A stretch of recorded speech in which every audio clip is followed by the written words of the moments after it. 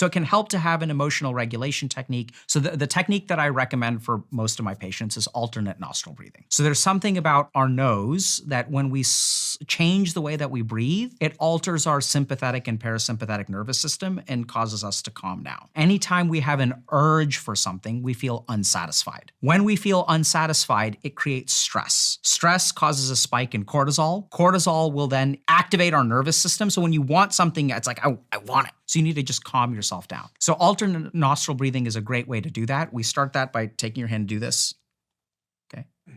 And then thumb is out. Great. Then what we're gonna do is take your thumb, block the right nostril, breathe in. Now with a full breath of air, switch. There you go, breathe out.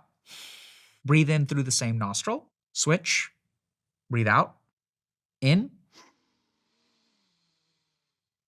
switch, out.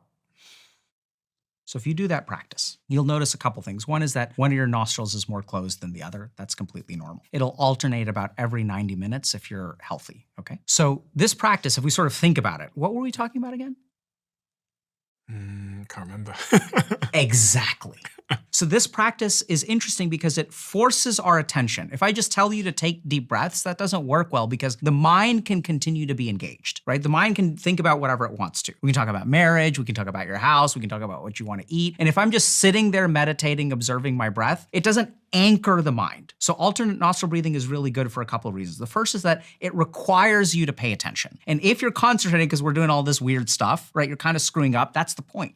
Because then you're not thinking about something else. So then something really cool happens. I feel like watching pornography. I do this for a while. Which one again? And then you do it for a little while, calms down the physiology. You'll feel a little bit calmer. And now the urge has disappeared.